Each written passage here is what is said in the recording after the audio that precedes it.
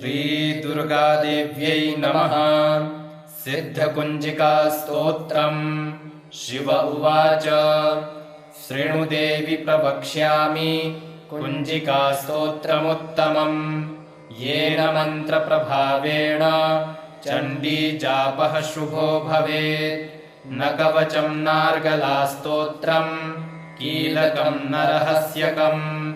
न सूक्तम् नापि ध्यानम् च न न्यासो न च वार्चनम्।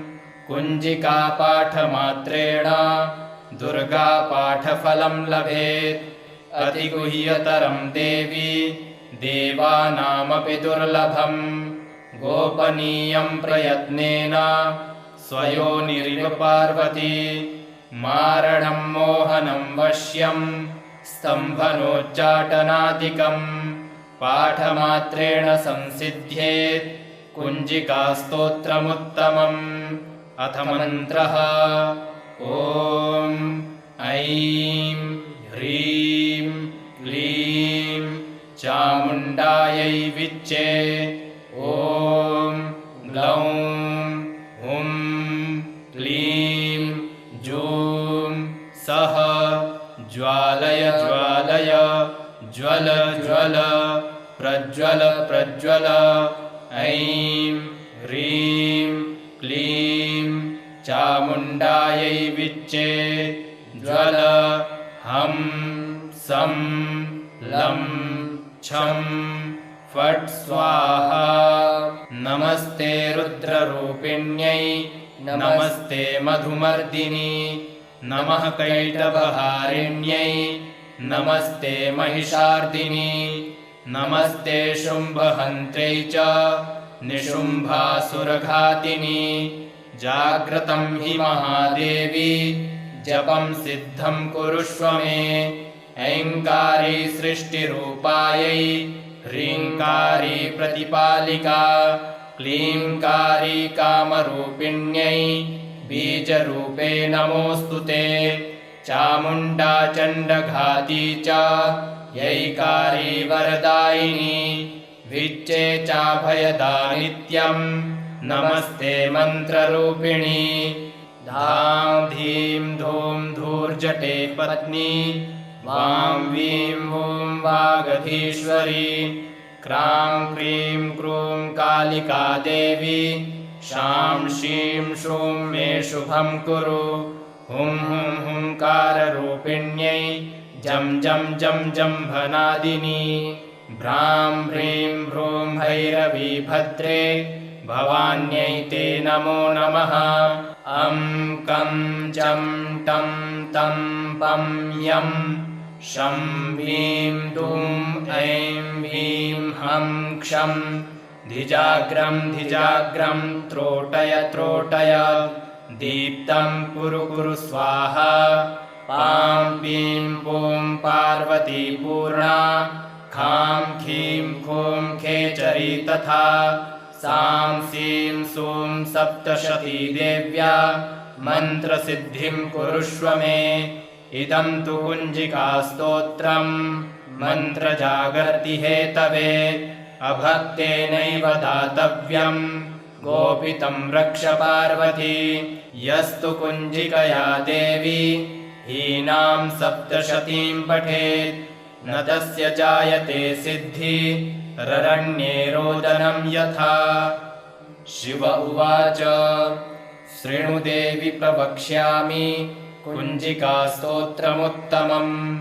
येन मन्त्रप्रभावेण चण्डीजापः शुभो भवेत्। न कवचम् नार्गलास्तोत्रम् कीलकम् न रहस्यकम्। न सूक्तम् नापि ध्यानम् च न न्यासो न च वार्चनम्। कुञ्जिकापाठमात्रेण दुर्गापाठफलम् लभेत्। अतिगुह्यतरम् देवी देवानामपि दुर्लभम्। गोपनीयम् प्रयत्नेन स्वयोनिरिव पार्वती। मारणम् मोहनम् वश्यम् स्तम्भनोच्चाटनादिकम्। पाठमात्रेण संसिद्ध्येत् कुञ्जिकास्तोत्रमुत्तमम्। अथ मन्त्रः। ॐ ऐं ह्रीं क्लीं चामुण्डायै विच्चे।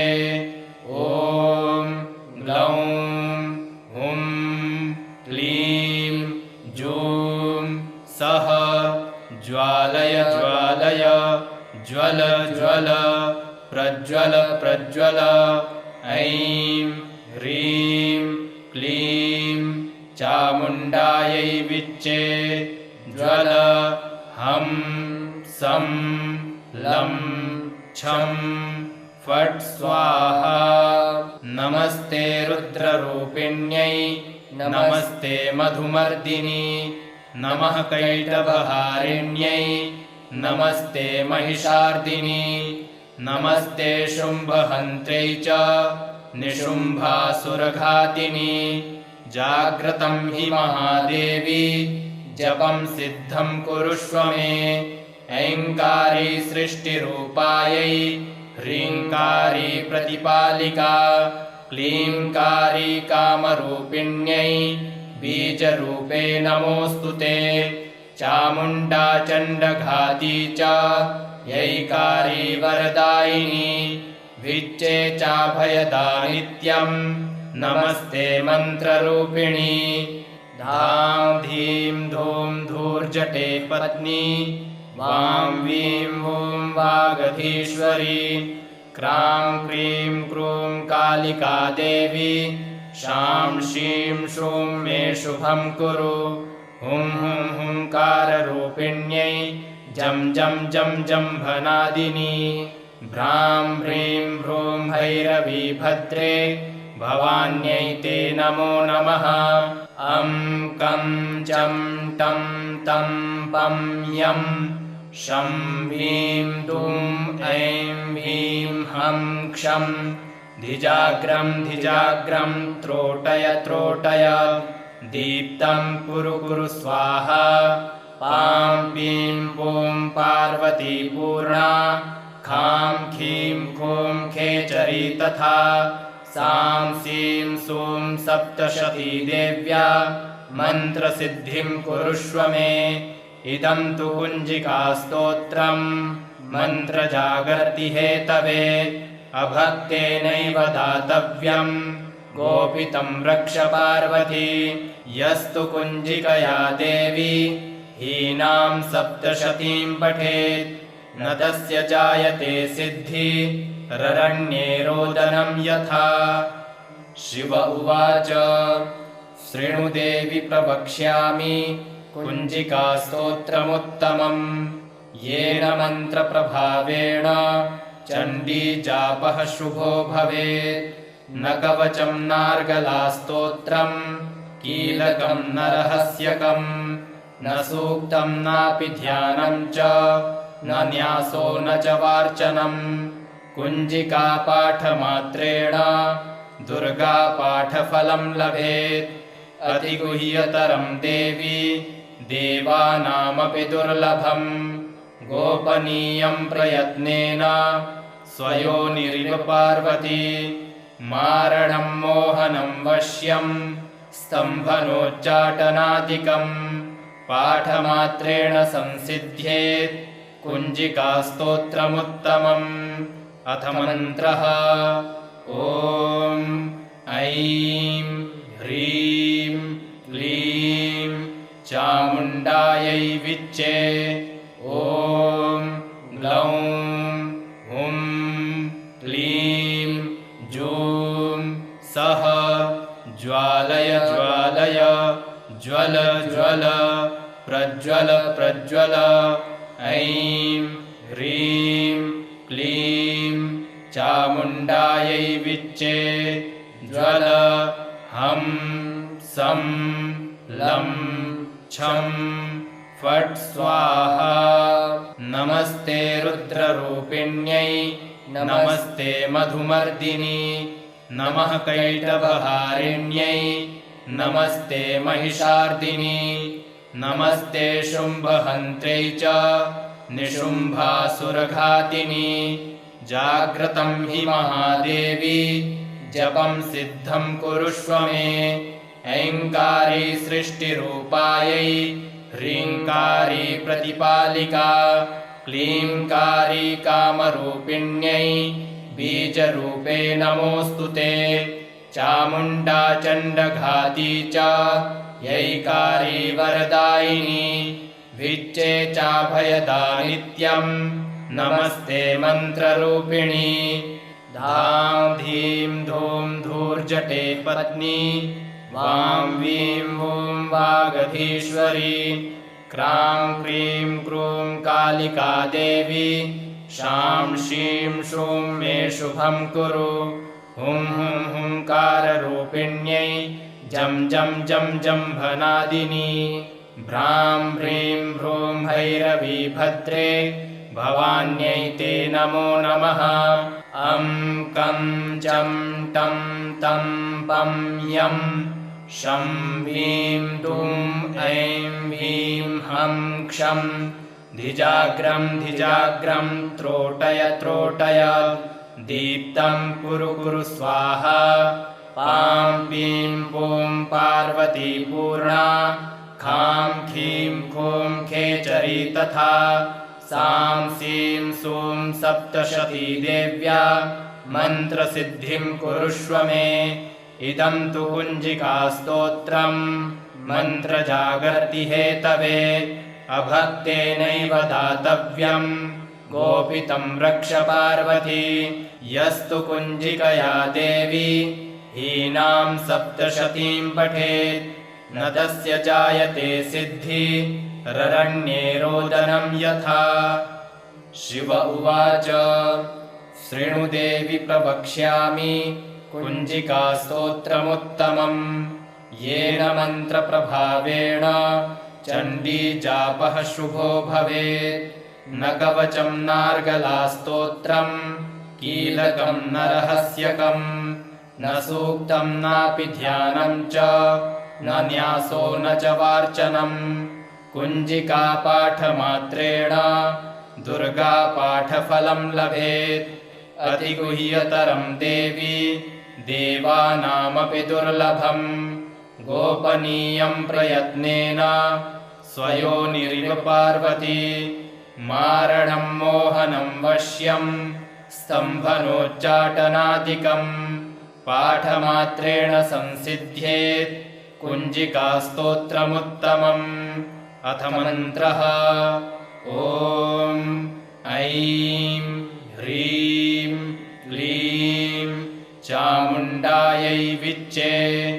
ॐ ग्लौं हुं क्लीं जूं सः ज्वालय ज्वालय ज्वल ज्वल प्रज्वल प्रज्वल ऐं ह्रीं क्लीं चामुण्डायै विच्चे ज्वल हं सं लं छं फट् स्वाहा नमस्ते रुद्ररूपिण्यै नमस्ते मधुमर्दिनी नमः कैटभहारिण्यै नमस्ते महिषार्दिनी नमस्ते शुम्भहन्त्रै च निशुम्भासुरघातिनी जाग्रतं हि महादेवी जपं सिद्धं कुरुष्व मे ऐङ्कारी सृष्टिरूपायै ह्रीङ्कारी प्रतिपालिका क्लीङ्कारी कामरूपिण्यै बीजरूपे नमोऽस्तु ते चामुण्डा चण्डघाती च यैकारी वरदायिनी विच्चे चाभयदा नित्यं नमस्ते मन्त्ररूपिणी धां धीं धूं धूर्जटे पत्नी वां वीं वूं वागधीश्वरी क्रां क्रीं क्रूं कालिका देवी शां शीं शूं मे शुभं कुरु हुं हुं हुंकाररूपिण्यै जं जं जं जम्भनादिनी भ्रां ह्रीं भ्रूं भैरवी भद्रे भवान्यै ते नमो नमः अं कं चं टं तं पं यं शं ह्रीं दुं ऐं ह्रीं हं क्षं धिजाग्रम् धिजाग्रम् त्रोटय त्रोटय दीप्तम् कुरु कुरु स्वाहा पां पीं पूं पार्वती पूर्णा खां खीं खूं खेचरी तथा सां सीं सूं सप्तशती देव्या मन्त्रसिद्धिं कुरुष्व मे इदं तु कुञ्जिकास्तोत्रम् मन्त्रजागर्ति हेतवे अभक्तेनैव दातव्यम् गोपितं रक्ष पार्वती यस्तु कुञ्जिकया देवी हीनां सप्तशतीं पठेत् न तस्य जायते सिद्धि ररण्ये रोदनं यथा।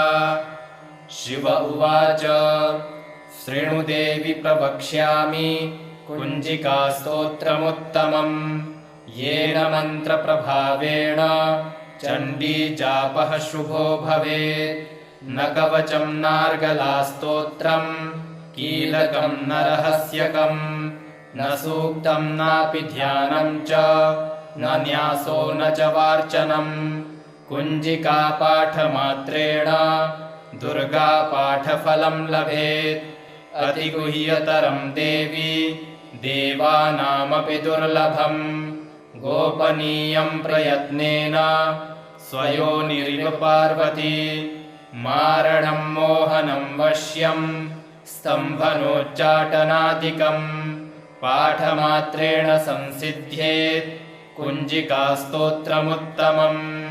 अथ मन्त्रः ॐ ऐं ह्रीं क्लीं चामुण्डायै विच्चे ॐ ग्लौं हुं क्लीं जूं सः ज्वालय ज्वालय ज्वल ज्वल प्रज्वल प्रज्वल ऐं ह्रीं क्लीं चामुण्डायै विच्चे ज्वल हं सं लं छं फट् स्वाहा।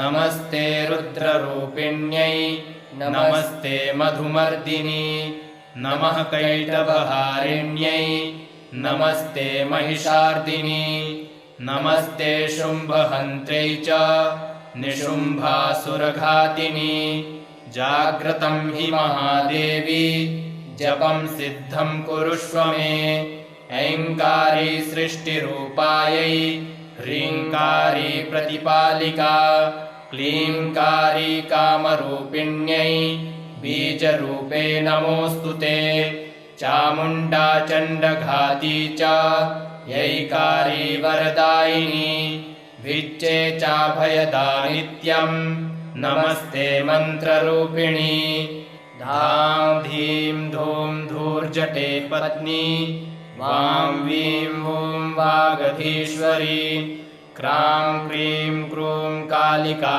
देवी शां शीं शूं मे शुभं कुरु हुं हुं हुंकाररूपिण्यै जं जं जं जम्भनादिनी भ्रां ह्रीं भ्रूं भैरवी भद्रे भवान्यै ते नमो नमः अं कं चं टं तं पं यं शं ह्रीं दुं ऐं ह्रीं हं क्षं धिजाग्रं धिजाग्रं त्रोटय त्रोटय दीप्तं कुरु कुरु स्वाहा पां पीं पूं पार्वती पूर्णा खां खीं खूं खेचरी तथा सां सीं सूं सप्तशती देव्या मन्त्रसिद्धिं कुरुष्व मे इदं तु कुञ्जिकास्तोत्रम् मन्त्रजागर्ति हेतवे अभक्तेनैव दातव्यम्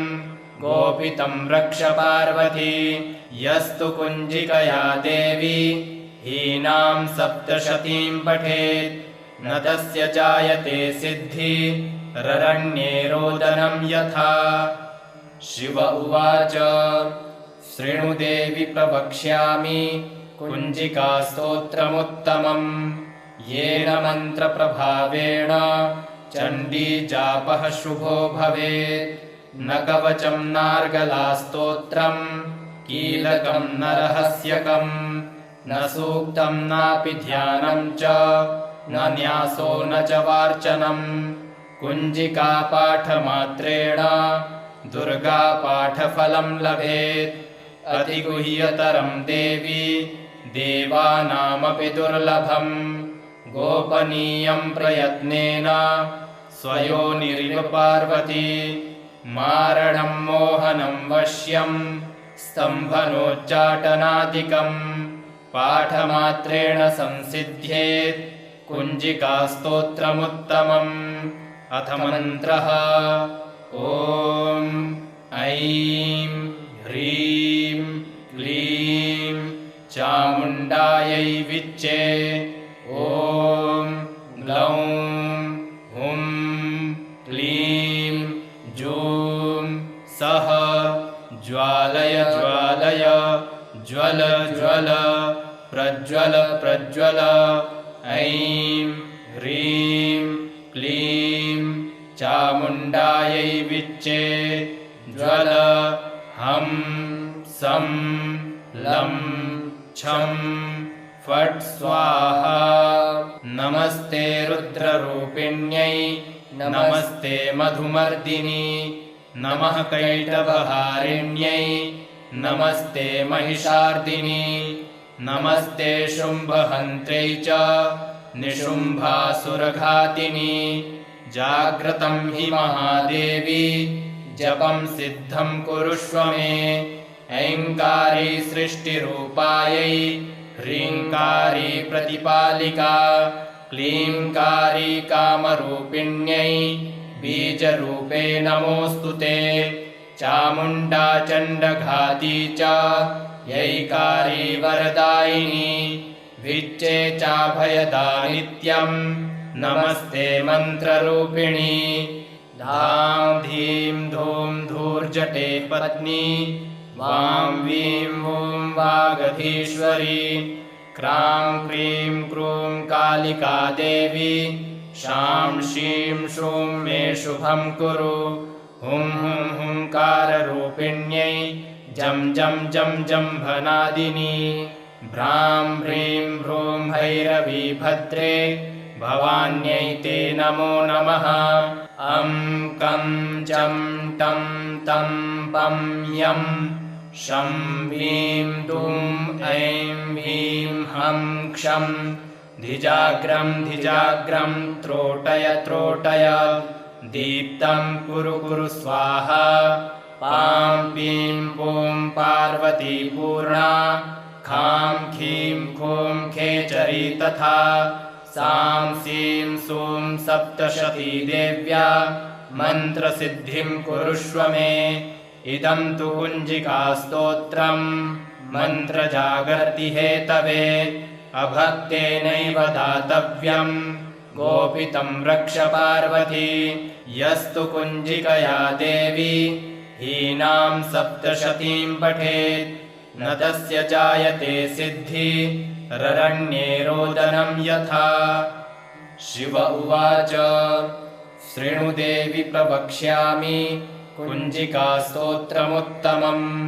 येन मन्त्रप्रभावेण चण्डीजापः शुभो भवेत् न कवचं नार्गलास्तोत्रं कीलकं न रहस्यकं न सूक्तं नापि ध्यानं च न न्यासो न च वार्चनम् कुञ्जिकापाठमात्रेण दुर्गापाठफलं लभेत् अतिगुह्यतरं देवी देवानामपि दुर्लभम् गोपनीयं प्रयत्नेन स्वयोनिरिव पार्वती मारणं मोहनं वश्यं स्तम्भनोच्चाटनादिकम् पाठमात्रेण संसिद्ध्येत् कुञ्जिकास्तोत्रमुत्तमम् अथ मन्त्रः ॐ ऐं ह्रीं क्लीं चामुण्डायै विच्चे ॐ ग्लौं हुं क्लीं जूं सः ज्वालय ज्वालय ज्वल ज्वल प्रज्वल प्रज्वल ऐं ह्रीं क्लीं चामुण्डायै विच्चे ज्वल हं सं लं छं फट् स्वाहा। नमस्ते रुद्ररूपिण्यै नमस्ते मधुमर्दिनी नमः कैटभहारिण्यै नमस्ते महिषार्दिनी नमस्ते शुम्भहन्त्रै च निशुम्भासुरघातिनी। जाग्रतं हि महादेवी जपं सिद्धं कुरुष्व मे। ऐङ्कारी सृष्टिरूपायै ह्रीङ्कारी प्रतिपालिका क्लीङ्कारी कामरूपिण्यै बीजरूपे नमोऽस्तु ते। चामुण्डा चण्डघाती च यैकारी वरदायिनी विच्चे चाभयदा नित्यं नमस्ते मन्त्ररूपिणी। धां धीं धूं धूर्जटे पत्नी वां वीं वूं वागधीश्वरी क्रां क्रीं क्रूं कालिका देवी शां शीं शूं मे शुभं कुरु। हुं हुं हुंकाररूपिण्यै जं जं जं जम्भनादिनी भ्रां ह्रीं भ्रूं भैरवी भद्रे भवान्यै ते नमो नमः। अं कं चं टं तं पं यं शं ह्रीं दुं ऐं ह्रीं हं क्षं धिजाग्रं धिजाग्रं त्रोटय त्रोटय दीप्तं कुरु कुरु स्वाहा। पां पीं पूं पार्वती पूर्णा खां खीं खूं खेचरी तथा सां सीं सूं सप्तशती देव्या मन्त्रसिद्धिं कुरुष्व मे। इदं तु कुञ्जिकास्तोत्रं मन्त्रजागर्ति हेतवे अभक्तेनैव दातव्यं गोपितं रक्ष पार्वती। यस्तु कुञ्जिकया देवी हीनां सप्तशतीं पठेत् न तस्य जायते सिद्धि ररण्ये रोदनं यथा। शिव उवाच शृणु देवि प्रवक्ष्यामि कुञ्जिकास्तोत्रमुत्तमं येन मन्त्रप्रभावेण चण्डीजापः शुभो भवेत्। न कवचं नार्गलास्तोत्रं कीलकं न रहस्यकं न सूक्तं नापि ध्यानं च न न्यासो न च वार्चनं। कुञ्जिकापाठमात्रेण दुर्गापाठफलं लभेत्। अतिगुह्यतरं देवी देवानामपि दुर्लभं गोपनीयं प्रयत्नेन स्वयोनिरिव पार्वती। मारणं मोहनं वश्यं स्तम्भनोच्चाटनादिकं पाठमात्रेण संसिद्ध्येत् कुञ्जिकास्तोत्रमुत्तमम्। अथ मन्त्रः ॐ ऐं ह्रीं क्लीं चामुण्डायै विच्चे ॐ ग्लौं हुं क्लीं जूं सः ज्वालय ज्वालय ज्वल ज्वल प्रज्वल प्रज्वल। ऐं ह्रीं क्लीं चामुण्डायै विच्चे ज्वल हं सं लं छं फट् स्वाहा। नमस्ते रुद्ररूपिण्यै नमस्ते मधुमर्दिनी नमः कैटभहारिण्यै नमस्ते महिषार्दिनी नमस्ते शुम्भहन्त्रै च निशुम्भासुरघातिनी। जाग्रतं हि महादेवी जपं सिद्धं कुरुष्व मे। ऐङ्कारी सृष्टिरूपायै ह्रीङ्कारी प्रतिपालिका क्लीङ्कारी कामरूपिण्यै बीजरूपे नमोऽस्तु ते। चामुण्डा चण्डघाती च यैकारी वरदायिनी विच्चे चाभयदा नित्यं नमस्ते मन्त्ररूपिणी। धां धीं धूं धूर्जटे पत्नी वां वीं वूं वागधीश्वरी क्रां क्रीं क्रूं कालिका देवी शां शीं श्रूं मे शुभं कुरु हुं हुं हुंकाररूपिण्यै जं जं जं जम्भनादिनी भ्रां ह्रीं भ्रूं भैरवी भद्रे भवान्यै ते नमो नमः अं कं चं टं तं पं यं शं ह्रीं दुं ऐं ह्रीं हं क्षं धिजाग्रं धिजाग्रं त्रोटय त्रोटय दीप्तं कुरु कुरु स्वाहा पां पीं पूं पार्वती पूर्णा खां खीं खूं खेचरी तथा सां सीं सूं सप्तशती देव्या मन्त्रसिद्धिं कुरुष्व मे इदं तु कुञ्जिकास्तोत्रम् मन्त्रजागर्ति हेतवे अभक्तेनैव दातव्यम् गोपितं रक्ष पार्वती यस्तु कुञ्जिकया देवी हीनां सप्तशतीं पठेत् न तस्य जायते सिद्धि ररण्ये रोदनं यथा श्रीरुद्रयामले गौरीतन्त्रे शिवपार्वती संवादे कुञ्जिकास्तोत्रं सम्पूर्णम् श्रीजगदम्बार्पणमस्तु।